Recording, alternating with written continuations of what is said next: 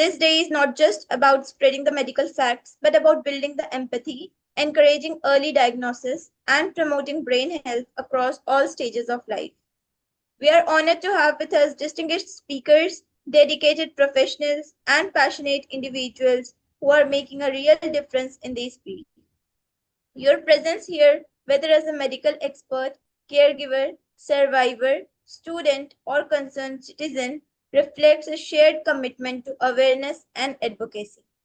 Now, I would like to invite Dr. Rakesh Gupta, President and Director of Public Health, Strategic Institute for Public Health Education and Research.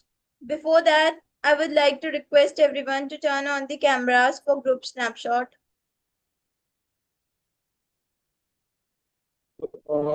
Should I take the snapshots or will you take? Yes, sir. I'll take the snapshots. You can just remove the slide, the PowerPoint. Then I'll take the snapshots.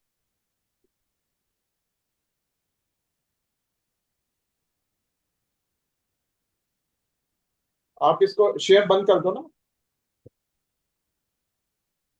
Sharing बंद कर दो.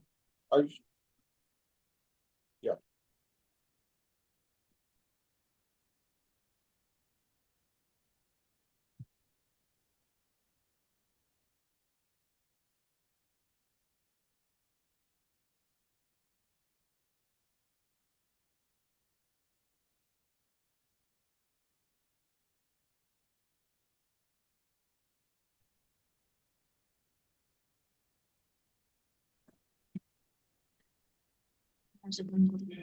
So I've taken the snapshots. You can start sharing.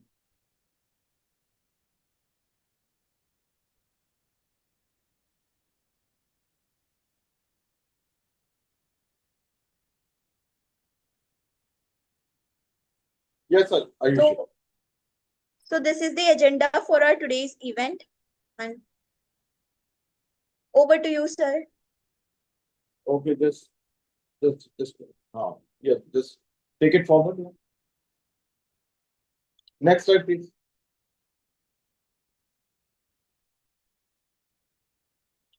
Yeah. So this word, we are here for celebrating the World Brain Tumor Day. So we'll be creating awareness about this important disease. And it is observed on 8th of June every year, but we are celebrating a day earlier.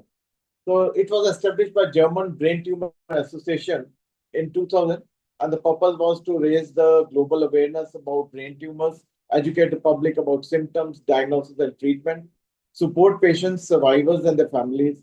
And the significance is that brain tumors affect people of all the ages, including children and the elderly, and they often go undiagnosed due to lack of awareness. And the early detection can improve treatment outcomes. So that is why it is important. Next, please. Ayushi, you can change the slides, please.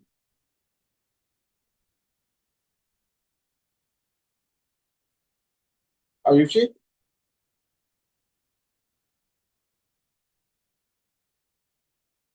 Ayushi, can you change the slide?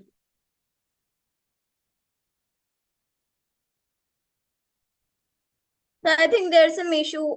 Just a minute. Okay. So it has got a global reach. It is observed by the hospitals, the NGOs, the schools, and the health organizations worldwide. And events, they include awareness talks, fundraisers, walkathons. As Grey Ribbon represents the brain tumor awareness. And the theme for this year's Brain Tumor Day is Brain Health for All Ages. And it emphasizes the importance of brain wellness at every stage of life. So we need to understand the brain tumors. And what is a brain tumor? It is an abnormal growth of cell. Dr. Manjul, and he's from PGI. But I'll be talking about it in brain. So it is an abnormal growth of cells in or around the brain, and it can be benign, non-cancerous tumor that originates in the brain, gliomas, meningiomas, medulloblastomas, astrocytomas, oligodendrogliomas, and the secondary or the metastatic tumors can be anywhere in the body, and breast cancer. These are the secondary or the metastatic tumors. And the prognosis that depends upon the tumor type, size, and the location, and whether it is benign or the malignant. And it also depends upon the patient age and overall health and the treatment. The early ages, because the children, the development delays are there, infections are there. In the teens, the mental health issues are there, and the screen addiction is also there. In adults, stress, stroke, brain injuries can be there. And in the seniors, dementia, neurodegeneration, because it controls thinking, it controls memory, it controls emotions and physical coordination from early childhood to the old age. A healthy brain that supports learning, decision making, emotional well being, and independence. And the key habits like regular exercise, healthy eating, social connection can protect the brain and enhance quality of the life. The factors affecting the brain health are genetics, lifestyle induced like diet, sleep, physical activity. Then mental stimulation is required. Environmental toxins are there, head trauma is logical, environmental, psychological, and healthcare factors. So maintaining a healthy lifestyle and managing the risk factors early can significantly protect and improve the brain health. Arjun.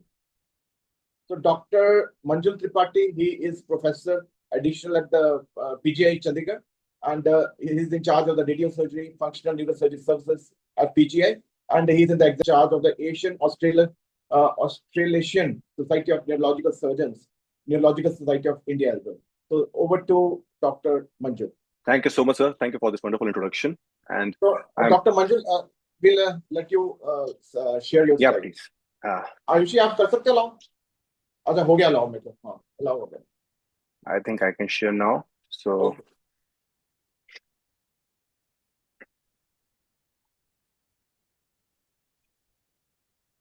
Is my slide visible to you? Yeah. The slide is visible and sure. It is in slideshow mode. Yeah. Thank you so much, sir. So thank you, Dr. Rakesh, for this wonderful opportunity, and thank you everyone for joining us today.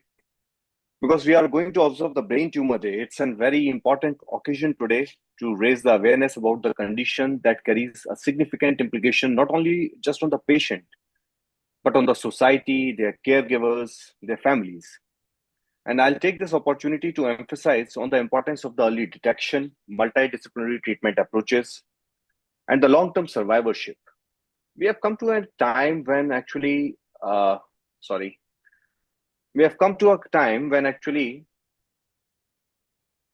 we have moved from just a life to a life with a quality. And that's why we are going to discuss this Brain Tumor Day today. Every year on June 8, the whole of the world comes together to celebrate this Brain Tumor Day. There is nothing to celebrate with the brain tumor. So we can reflect on the challenges when somebody is diagnosed with a brain tumor. Brain is one of the most complicated and the sophisticated organs of the body, and this is the only organ which couldn't be transplanted so far. You could transplant practically any other part of the body, like heart, lung, liver, but you couldn't transplant the brain so far. And the basic reason is that because your brain defines you.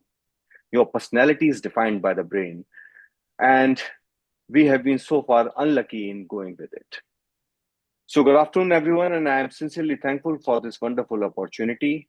I am speaking today on a beast which sits on your brain and which has an element of surprise, which have an element of making you frightened, the family frightened, and I'm going to take you to a journey on it.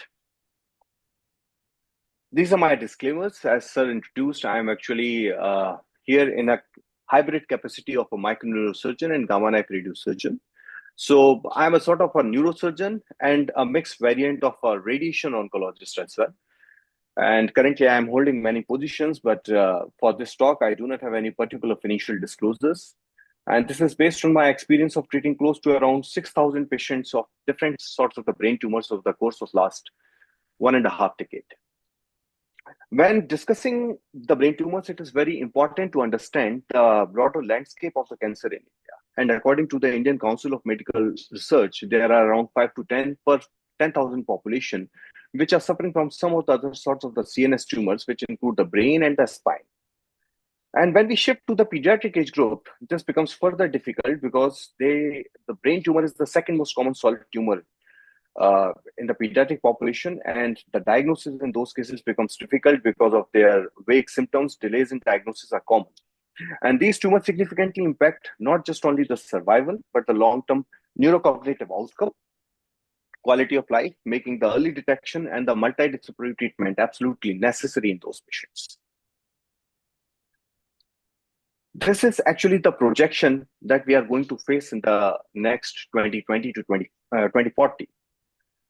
If you look at the epidemiological and the socioeconomic correlates, this number is going to be double in 2040 in 2020.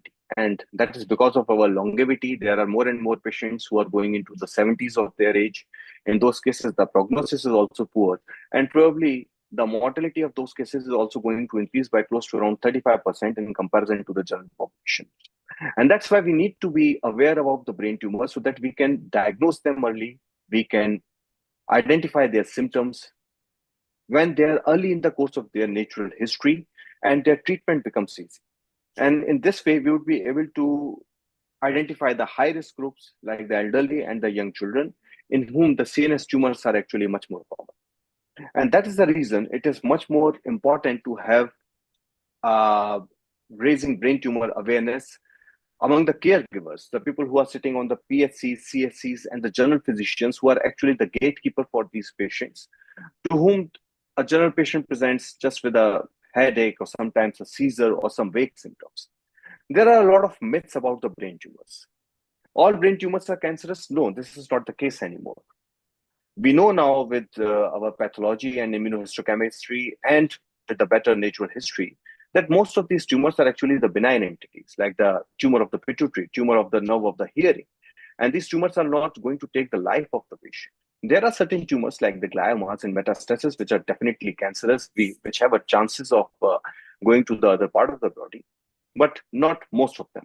Brain tumors are always rapidly fatal. That's again wrong, because these tumors are benign. So many times we can just observe, and it depends on at which particular stage of the patient's life we diagnose these tumors.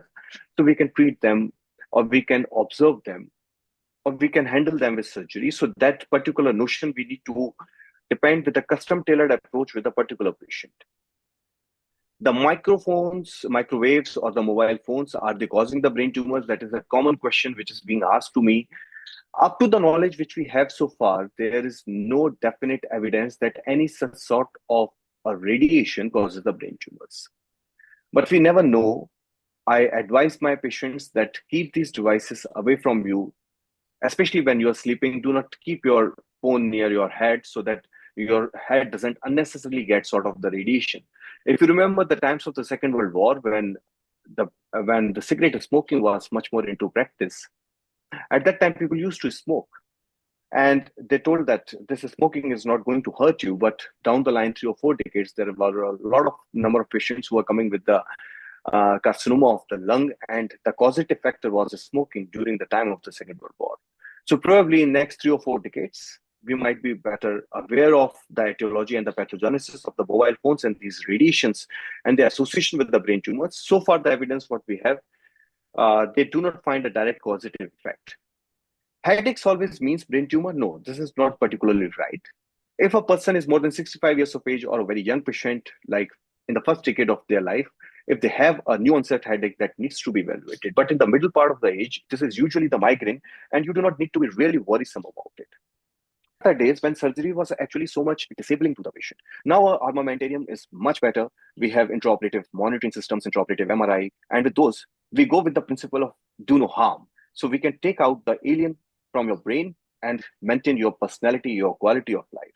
Brain tumors are hereditary. Yes, they are hereditary in certain conditions, and tumors are actually not hereditary. Once treated, brain tumors never come back. That's again a wrong notion.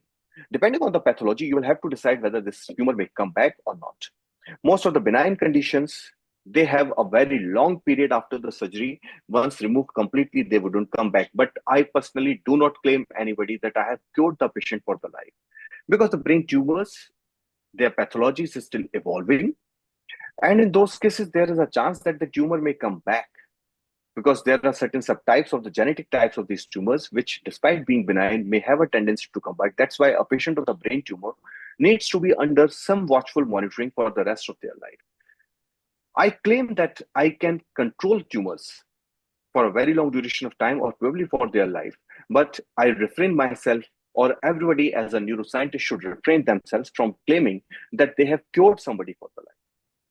We can cure certain disorders, but not most of the brain tumors, but we can control them, maintaining a good quality of life for a very long duration of time. It affects only elderly people, and that's again a notion which was popular among the earlier generations. Now, with the better identification, with the MRIs and the better radiology, we are encountering these most patients early in the stage of their natural disease, so that even before being symptomatic, those patients are diagnosed. I'll give you a common example. Like now, the youngsters come to me saying that I am able to hear better in 1 year in comparison to the other year. And the reason for that is that they are regularly using the mobile phones. Earlier, this tumor, which is affecting the nerve of the hearing, used to present when the patient started having debilitating symptoms like difficulty in walking or something like that. Now, with the sudden, simple difference in the hearing, they come to the doctor, they consult the doctor that I'm able to hear better in 1 year, and then we get an MRI and we identified that patient is suffering from a vestibular schwannoma or something like that. So the better radiology, better understanding, they have actually helped in early diagnosis of these brain tumors. What causes brain tumors? That's a question. People ask, why me? Why did it happen to me? And there are certain reasons for that may happen in that patient, but most of these brain tumors are sporadic. So you do not find any family history. Certain genetic mutations, certain patients with family history like neurofibromatosis, they have a higher chances of brain tumors. A word of caution is that try to avoid any sort of the radiation exposure until unless it's very necessary. A mere X-ray or a CT scan, they definitely expose you to the risk of a brain tumor. So try to avoid them as far as you can. Try to maintain a healthy mental and physical health with a good exercise regime. Give time to your brain to relax. Do not just remain on your mobile devices for most of these times, so that you get some time for your brain to relax also.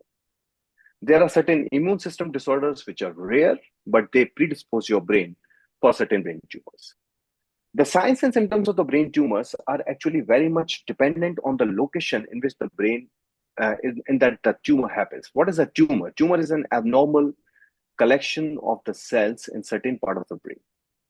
And the brain is unique in its way that the different lobes, different parts of the brain have different certain features, different certain functions to do. And if a particular tumor happens in one particular area, then you may have a mathematically correlated signs and symptoms in those areas. There are certain general symptoms like headache, but this headache is usually an early morning headache, usually associated with nausea or vomiting, and the patient gets some relief after the vomiting. If somebody comes that I have started getting this early morning headache when my sleep, I gets awakened from my sleep and then I feel nauseating. Once I vomit, I feel better. Then that sort of the headache is usually a brain tumor headache. Depending on the location, patient may through seizures. There might be some weakness in the limbs. There might be difficulty in the speech, vision, hearing, difficulty in maintaining the gait. Sometimes patients present with the psychiatric symptoms, and once we evaluate those patients, we find that the reason is something else. Reason is the tumor sitting over in the brain, and that's why the patient has started having some psychiatric symptoms, some depressive symptoms, or the patient has some mood changes. There are memory problems. Patients are not able to recall what they had in the morning in the breakfast. And then gradually we come to know when the family members complain that he is not the same person with whom we were living for so many years. So in those cases, these are the red flag signs, and you need to be really aware of those ones. The headache, which is usually a very common one with which the patient presents, can be evaluated with a common mnemonic called the SNOOP. SNOOP means neurological symptoms. When the patient is having headache, early morning headache, and then there is certain symptoms like he's finding some abnormal shakiness in some part of the body. Sometimes in particular part of the life, age of the life, you get that sort of a headache like in pregnancy, because certain tumors have a tendency to grow during the pregnancy, like the meningiomas. Once patient presents with these specific symptoms and complaints, then you need to be really wary of these complaints, and you should evaluate those patients. The rule of thumb in neurosurgery and in brain tumor is that location is everything. The brain, if you see here, there are certain parts of the brain, and there are some layers of curtains over the brain. And these curtains are dura mater, pia mater, adductoid mater, and then you get the bone, and then there is a periosteum, and there is the skin over here. A tumor may arise from practically any part here. And depending on the part from where it is taking an origin and the surrounding neighborhood which it is compressing, you may have different signs and symptoms of those patients. If you classify these tumors, as Dr. Gupta just told, the tumors might be arising right from the brain, which is called the intraaxial tumors. There might be tumors which might be a secondary tumor from somewhere else. Patient is suffering from a carcinoma of breast, and the tumor tissue has migrated from breast to the brain. Those tumors are called metastasis, and the management of these all tumors is very different. The management is based on the biological behavior, whether they are a benign tumor or a malignant tumor, and that is one entity which we need to evaluate on the basis of the history, radiology, and the patient's presentation. We have moved from the time when we just say that something is having a brain tumor, because there is a wide variety of the tumors with the differences in the natural history, differences in their outcome, differences in their treatment protocol. And that's why this is a very comprehensive guideline from 2021 WHO classification of the tumors of the brain, and you will find close to around 600 to 700 different sorts of the brain tumors. That's a huge variety. So I'm not going to burden you with these ones. What I'm going to tell you is that it's not just a pathological diagnosis, because the treatment is very much dependent on the genetic parameter of that tumor, the immunohistochemical parameters of those tumors. That's why once we get a patient of the brain tumor these days, we dissect it layer by layer, going by the pathological diagnosis, immunohistochemical diagnosis, genetic diagnosis, and that composite integrated diagnosis finally decides how is this patient going to behave in the future, and what particular treatment strategy we should evolve, take into consideration for those patients. So once a patient is diagnosed with brain tumor, when I sit in the OPD, it's a very overwhelming moment, because the family thinks that this person is going to die. The patient is very anxious, suffering inside in his own body. We first have to go through a proper, thorough history. Many times there are masqueraders. Patient might be suffering from the tuberculosis. On a scan, it looks likely to be a tumor, but patient is suffering from a disease which can be simply treated with an anti-tubercular drug. So the history remains the cornerstone of your treatment. Then comes the role of the neurological examination. In this era when the residents, consultants, everybody actually just rushes to have a look on the CT and MRI and to conclude for a diagnosis, I would like to reinstate that the neurological examination and the history taking is the cornerstone of the neurological management and the management of these brain tumors. So do a thorough examination of these patients. You would be surprised many times. Even today, I get surprised. The first thing which we get after the neurological examination to confirm our findings, we get a CT scan. Then we need an MRI to look at the particular characteristics so that on pathologically, on the radiologically, we can come to a diagnosis, a final confirmation of the tumor. As you all know, MRI brain with a contrast is usually the investigation of choice. There are so many different MR sequences on which a tumor behaves on different parameters. So we can differentiate the appearance of the MRI. And with that, we can differentiate them from the inflammatory conditions, infections, benign and the malignant. And many a times, we are still not sure. Then we have to go with the biopsy. That biopsy might be a minimally invasive biopsy, or it might be an excisional biopsy, CT scans, contrast CT scans, and the MRI of the brain. And with that, we try to evaluate the tumor of origin, the tumor location, whether it's directly from the brain or from somewhere else, and whether it's a benign or a malignant entity. As I told about the various tumor types, the most common ones are the astrocytic tumors, which we call glioma, or the ependymomas, and then various tumors arising from the cranial nerves and spinal nerves, tumors of the meninges, pituitary. So that is actually a more of a concern for a neurosurgeon or for a general physician or a gatekeeper. They should be just aware of that it might be from some or the other part of the brain, but the symptomatology takes you to there. Brain tumors are broadly categorized into the benign and the malignant. What is a benign brain tumor? Benign brain tumors are someone which are lacking the cancerous cells. So they can be removed through surgery and have a low chance of reappearing. They have a slow growth potential. They do not suddenly increase in size. They do not metastasize to other part of the body. And their symptomatology is actually dependent on their neighborhood. So if something is in their neighborhood and they compress over it, you may have a problem with that. Like many times patients come with the skull-based tumor. They do not know that they are having a skull-based tumor, but they are having a pain on the face because the tumor is irritating the trigeminal nerve. And that's how we come to the diagnosis that this particular patient is suffering primarily from this particular brain tumor. And these benign tumors do not invade into the surrounding areas. That's why their removal is easy. In contrast to the benign tumors of any other part of the body, benign brain tumors can occasionally pose a life-threatening risk. The reason is that the brain is a closed compartment. And if a benign tumor increases the intracranial pressure, and the patient may succumb to it. Very rarely, a benign brain tumor in a long course of time can transform into a malignant one, and then it becomes difficult to treat and to control and to preserve that patient's life. The malignant brain tumors are more severe, the gliomas, metastasis, and they have a high growth potential. They can to any other part of the body like the spinal cord. And in those cases, treating them early, diagnosing them early and quickly is actually the key to the success. That is the main point, because these patients have a very rapid natural history of these tumors, and this becomes against a race against the time. If we go with the surgery, these surgeons make a classification with the tumor inside the brain. Hello? Can you please keep yourself muted? Meena, please keep yourself muted.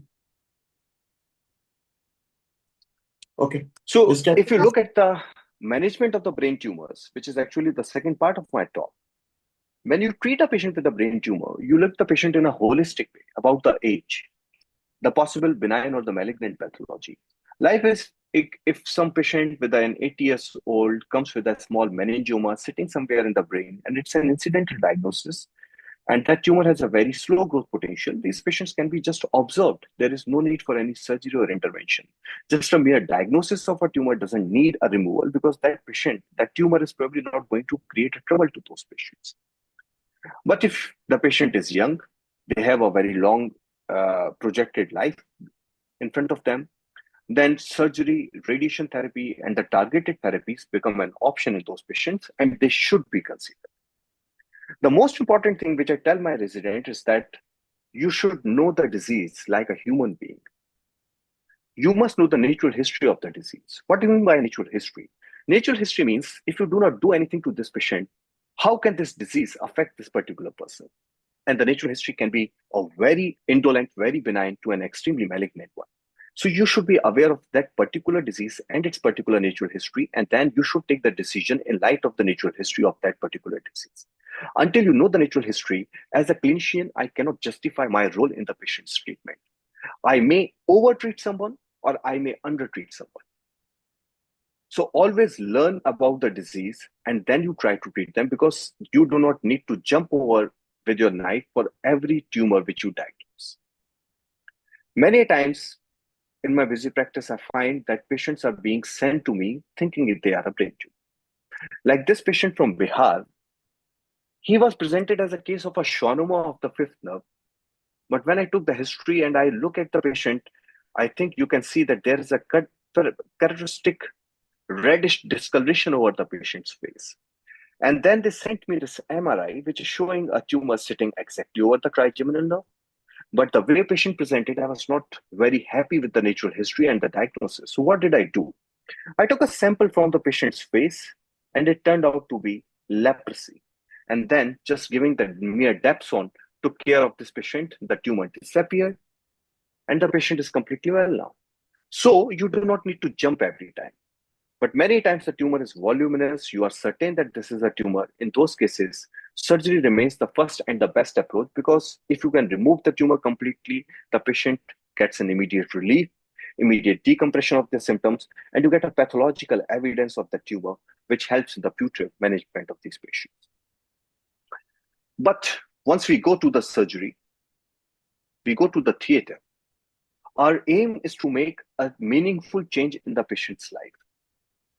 And we go with the principle of do no harm. Means we should be able to take the patient in a better situation from the OT than the situation in which the patient is entering into the OT. If I'm able to do that, I am justified as a surgeon, and we evaluate ourselves and our patients on that particular line. What is your aim? For many diseases, tumor eradication is your aim. And for many diseases, tumor stabilization is your aim. So For some benign disorders, many times, if the tumor is adherent to some important structures where removing the complete tumor may jeopardize the patient's quality of life, we leave that tumor over there and we treat them with certain other treatment modalities like gamma knife radiosurgery or some chemotherapies.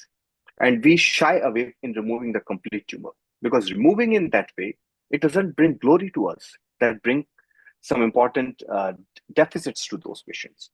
So be certain what is the definition of accepted complication and whether your definition of accepted complication is in sync with the patient's definition. Only then you should go with the complete and extensive removal of those ones. Because there has been a paradigm shift in last 5 decades in the management of these brain tumors. For certain disorders, we never operate.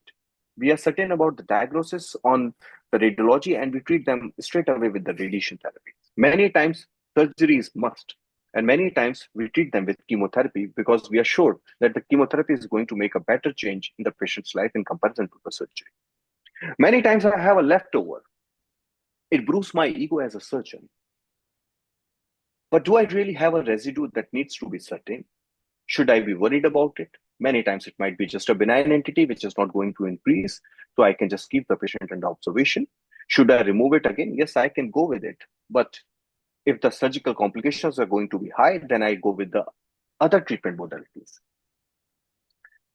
So you should be certain what you're choosing for that particular patient because your technique is going to make a change in the patient's future quality of life.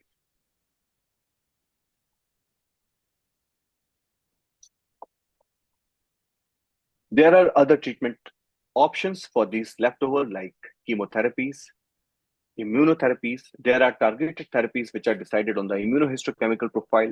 Many times these therapies have to go with a combination therapy, sometimes as a concurrent therapies, and the science is evolving over it. And we are getting more and more targeted therapies, which are very effective for majority of these brain tumors. The radiosurgery, which I also do along with my surgery, is a very different way of thinking. It's a primarily no-sear.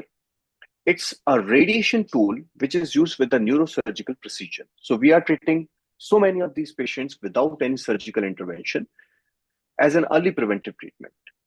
Now, as I told you, a person comes with a hearing deficit and we find a small tumor. This tumor is just causing a hearing defect. If I leave it just such, in the next 6 or 7 years, this tumor may increase in size and may become a surgical candidate.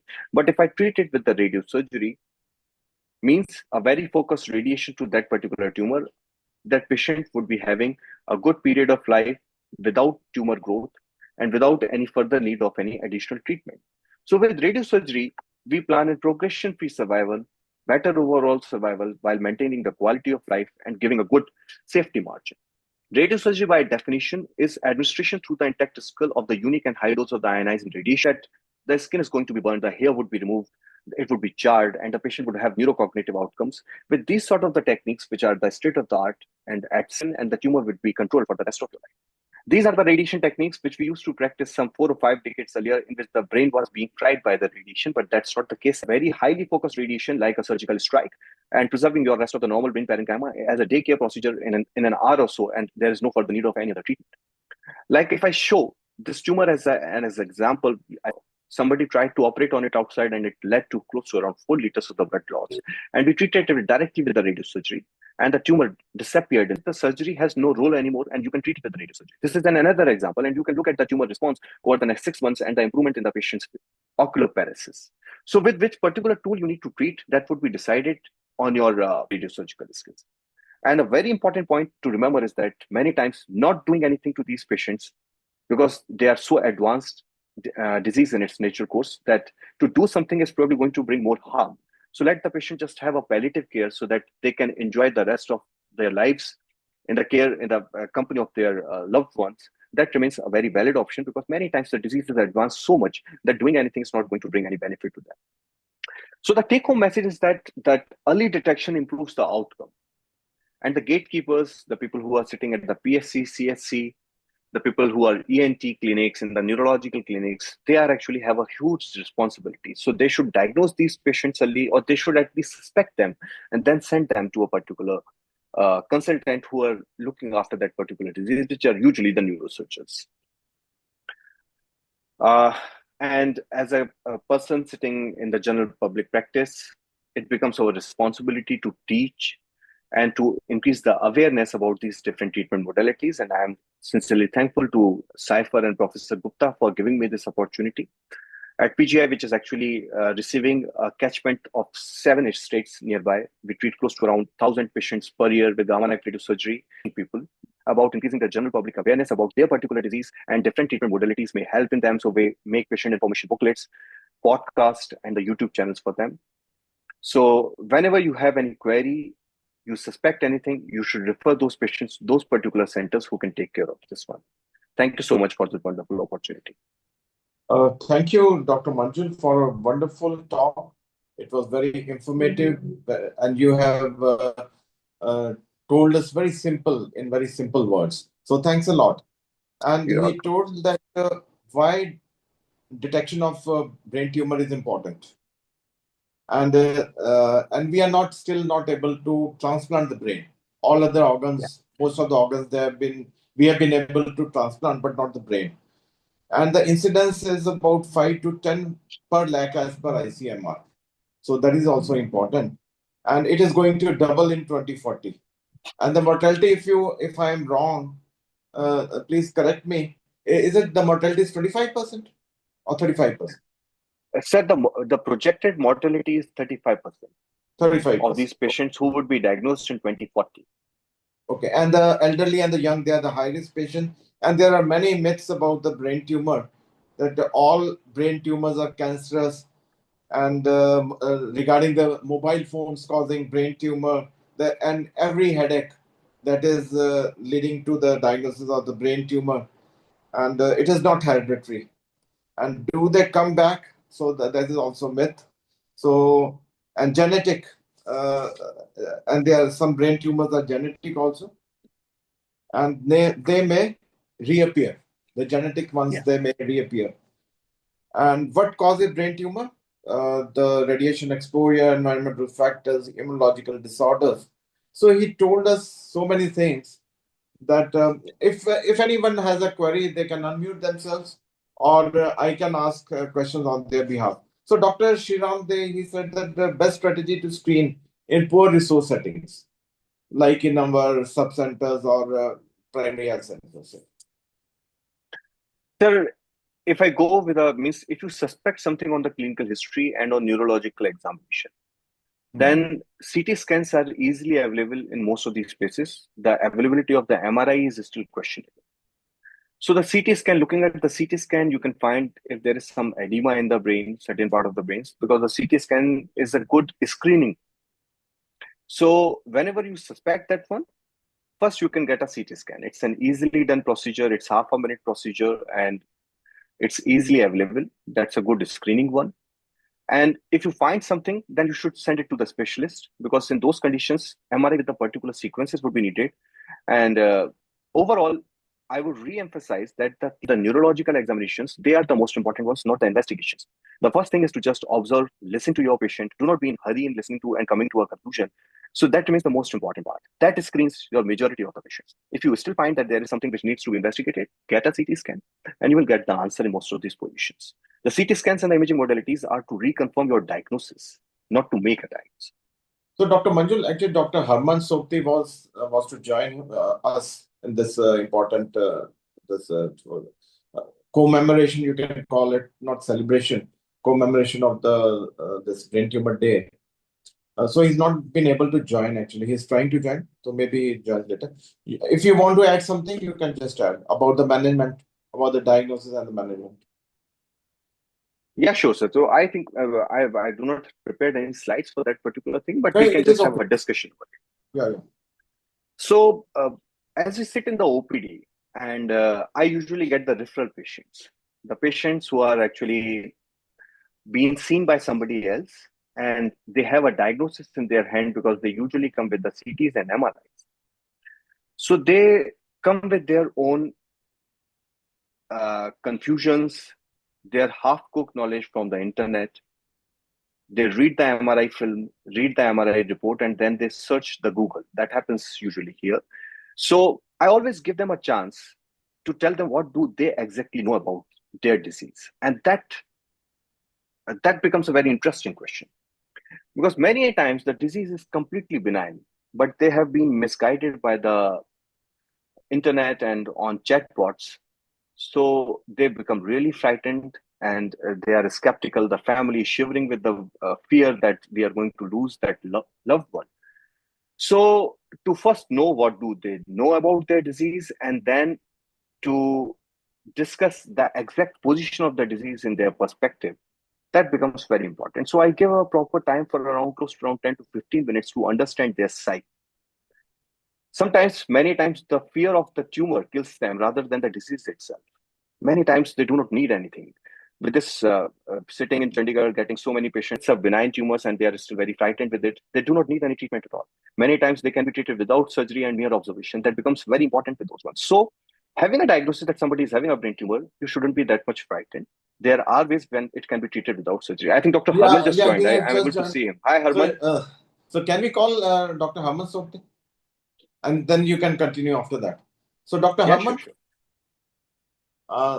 I'll make you a co-host and you can share your slides.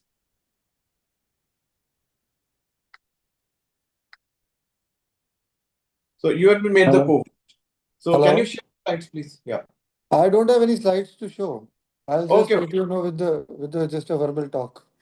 Okay. So Dr. Harman Sopti, he's a neurosurgeon of international repute, and he is presently in the Sopti Neuro Center in Ludhiana. So over to you, Dr. Sopti. Yeah, So he's a basically, micro neurosurgeon and neuroendoscopy. He is a master in that, and he's a senior neurosurgeon and a spine surgeon. And current role is as a senior consultant at Mohantai Oswal Hospital, Sherpur, and is director at Sopti Neuro and Super Specialty Hospital. So thank you, Yoshi, for sharing here. yeah, I would just like to inform that basically what a brain tumor is. A brain tumor is basically just a mass or a growth of some abnormal cells within the brain. Dr. Haman, actually, Dr. Manjul has told us all about. You can just concentrate on the management part, the diagnosis and the management part. Okay, so everything has been discussed. Sorry, I got late. I just happened to join right now. You can just continue telling us about the management part. So the symptomatology and everything has been discussed. Yeah, it has been discussed. So management on basically the management is depends upon the site of location of the tumor, the size of the tumor. If the size is less than 2 centimeters, then very well Dr. Manjul can take care of it with radiosurgery and all that stuff. And while if the size is more than that, then we need to intervene with a surgical intervention. It may be a benign tumor, it may be a malignant tumor, whatever the histopathology is that we come to know later. But first of all, the basic treatment is surgery plus radiosurgery and chemosurgery as required, depending upon what type of tumor comes out on histopathology. Yeah. So in surgeries, nowadays, the surgery is very advanced. It is not that a patient who has come with a problem and after that the problem is going to worsen. Rather, it is reverse. The problem of the patient improves. The patients improve after surgery. Yeah. Like recently, I'll tell you, day before yesterday, and yesterday I have operated 2 brain tumors.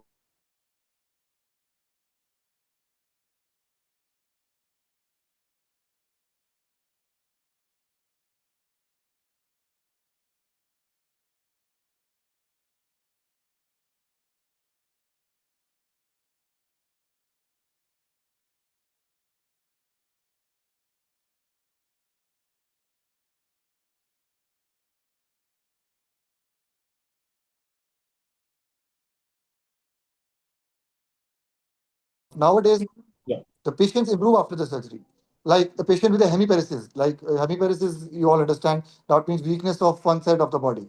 So if a patient comes with weakness of one side of the body, we have adjuncts with us. Like we have the neuro navigation. It's just like the navigation we have in our mobiles. So whenever one needs to navigate a place in a city, what we do, we put in a navigation place and we go to that place. Similar is the neuro navigation. We use the neuro navigation in deep-seated tumors. In tumors where we need to have a good access and we need to have this surrounding structures which are very viable, and we don't need them to get destroyed by our surgery or any other maneuver. So by neuronavigation, we directly hit the tumor at the place and we take out the tumor. We come to know how much tumor has been removed, how much part has been left, and the results become way better. With the neuronavigation, we are guided upon the exact location of the tumor, the amount that has been removed, and the eloquent areas of the brain that are very much preserved after the surgery. So the results nowadays have improved a lot with the neuronavigation, with the microscope, and the advanced imaging techniques like the MR tractography. With that, we need where the tracts are going. We come to know which tracts are involved, which tracts are left.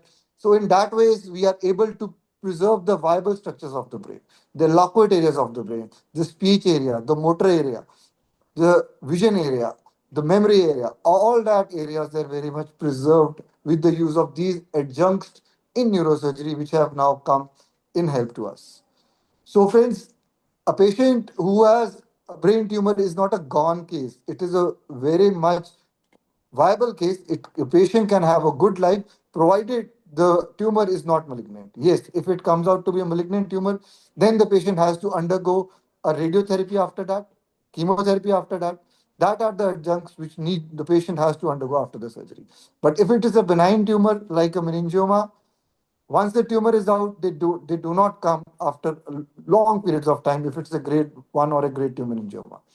However, if a grade 3 or 4 meningioma happens to be, then obviously the patient will require the radiosurgery and the chemosurgery. While if a tumor is a small size tumor, less than 2 centimeter tumor, that can be taken up without surgery, that can be taken up only with radiosurgery, which I'm sure Dr. Manjul must have told you about that. In that, we need not need to open the brain. We just need radiosurgery to take up, and the patient, by that, the patient does not require any surgery. Another is the endoscopic brain surgery, which we do in lesions which are of pituitary and skull-based tumors. So in that tumors, we need not even open the brain. We don't go by opening the brain inside the brain. We go through the nasal cavity and the sinuses. Through them, we happen to enter into the brain, and with that endoscope, we are able to take out major of the tumors, like the pituitary tumor of the brain, the skull-based various tumors that are taken up with that endoscopic brain surgery. So, friends, brain tumor surgery is very much advanced nowadays, and the results are very, very good. So, if there happens to be any case, you can always take our help in that case. Any questions from the audience are most welcome. Yeah, thank you, Dr. Sopti. And we told us about the neuroimaging and then the advanced methods of diagnosis, the radiosurgery, conventional surgery, endoscopic surgery. So we have a question from a participant from Iraq, actually. So do mobile phone and internet towers, they cause cancers and tumors if they are inside residential towers, in the residential areas? So Dr. Manjul and Dr. Herman both can answer these questions. This question. Herman, would you like to answer it or should I answer it? Hey, both will answer. Yeah, both will answer. Okay. That's a very interesting question. I keep checking the literature, I keep checking myself, and I remain skeptical about it. You know, there is something which is called economics, and the economics drives the science. So, as I told you, I repeatedly go through the history of the cigarette smoking. During the time of the Second World War, the whole of the Europe was having cigarette smoking as a culture, especially the people who are going into the troops.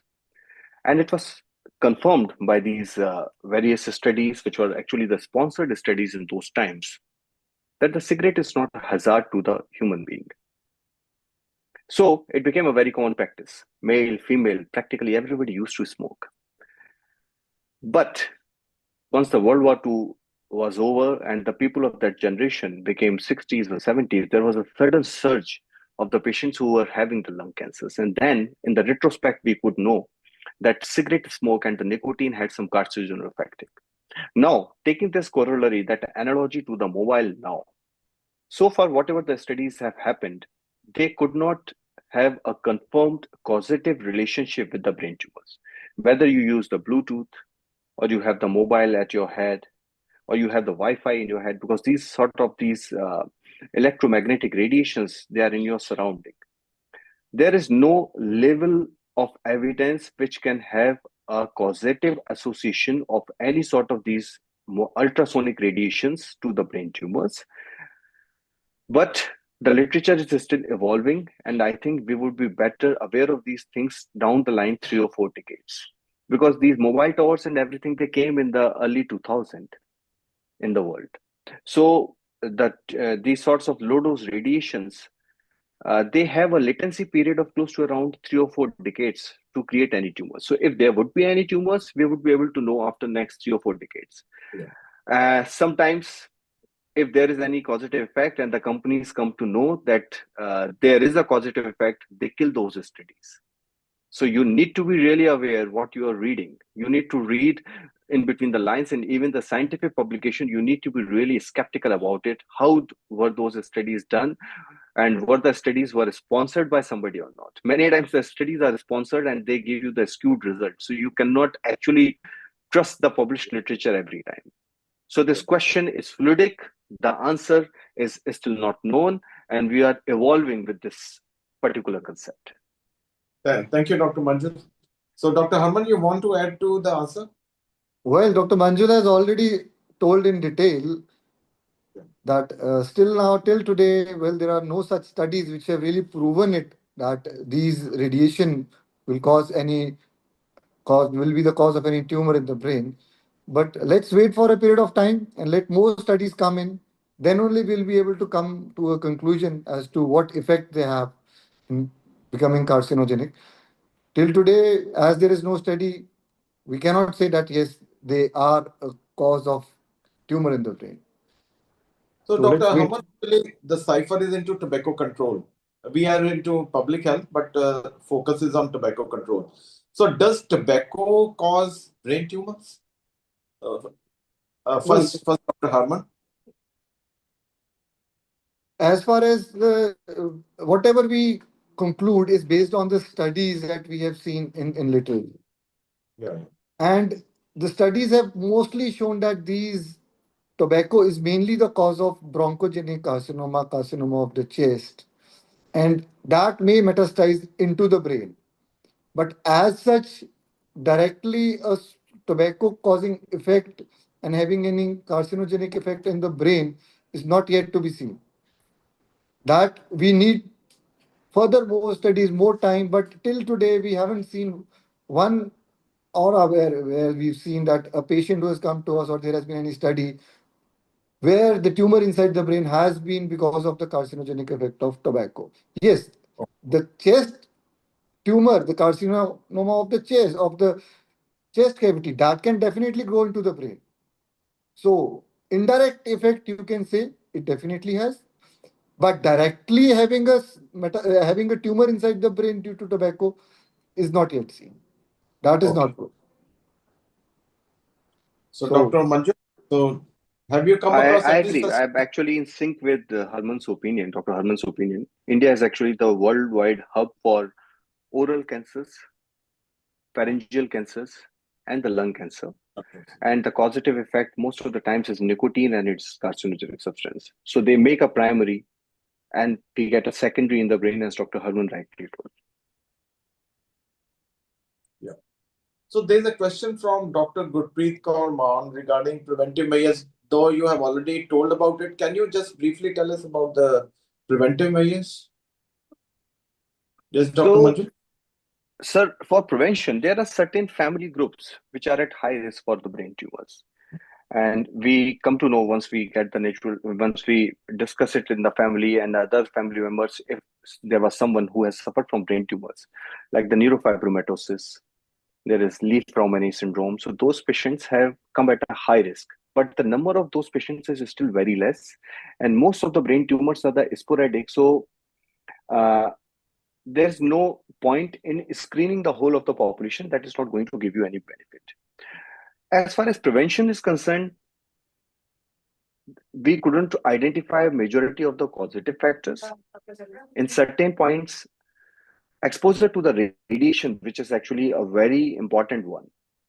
So the radiation should be avoided as far as possible. As I told earlier, even a mere X-ray or CT scan that unnecessarily exposed. The pregnant females, they should avoid any sort of radiation exposure to the uterus, especially in the first trimester of their life.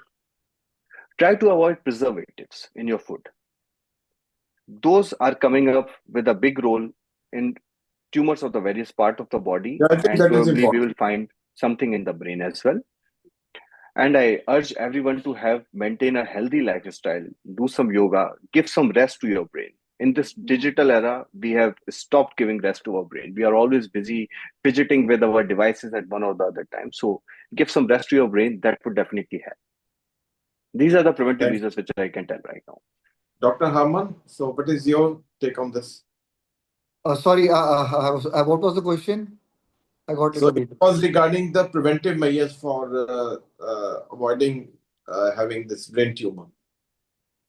Yeah, look, brain tumor is not like the tumors of other part of the body, so there is not much that you can do. All that has come, the brain tumor has, which the patient is suffering, is mainly because of his or her genetics. That is one part which is there, which obviously nobody can change. Yeah.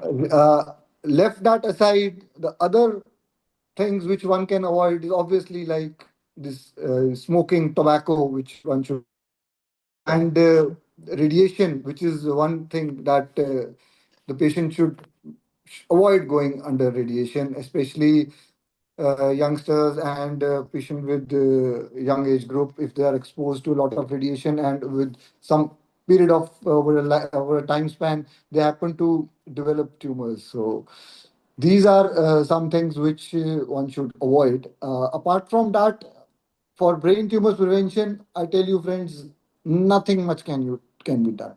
You cannot say that this patient will have brain tumor and this patient will not have brain tumor.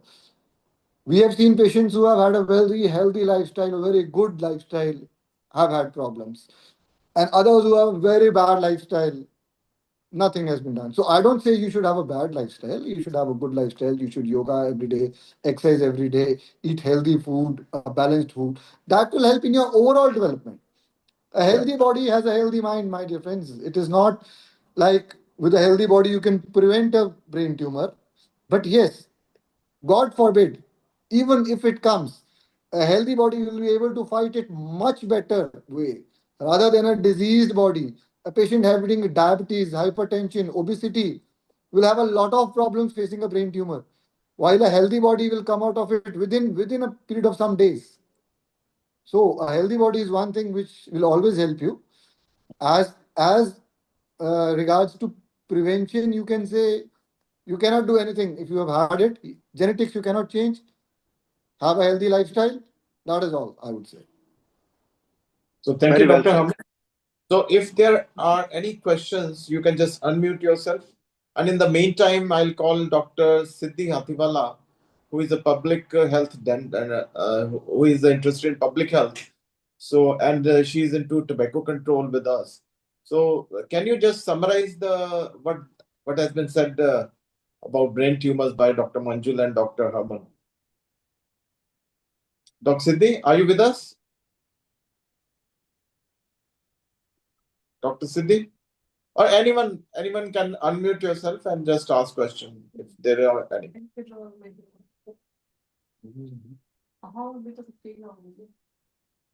Yes, Dr. Siddhi? Okay, if there are not, Dr. Siddhi Atifala says that she can't speak because she may be in a class. It's okay. So I think we can, thanks a lot, Dr. Harman and Dr. Manju. And she says that she wants to know about robotic surgery. So robotic surgery is I think is a big subject in itself. And Dr. Manjul, we can have him with us for another webinar. Sure, sir. So over to Dr. Ayushi, Mr. Ayushi. So if she can just proceed with the formal vote of thanks. Yes, Ayushi. Sure, sir. Yeah. Okay. So thank you to all our speakers for their impactful insight. And on behalf of the organizing team, I would like to extend my sincere gratitude to each and every one of you who participated in today's event. A special thanks to our guests, speakers, and every participant. Your contributions were invaluable. Whether you shared your knowledge, lent your support behind the scenes, or simply joined us with a positive spirit, you made a difference.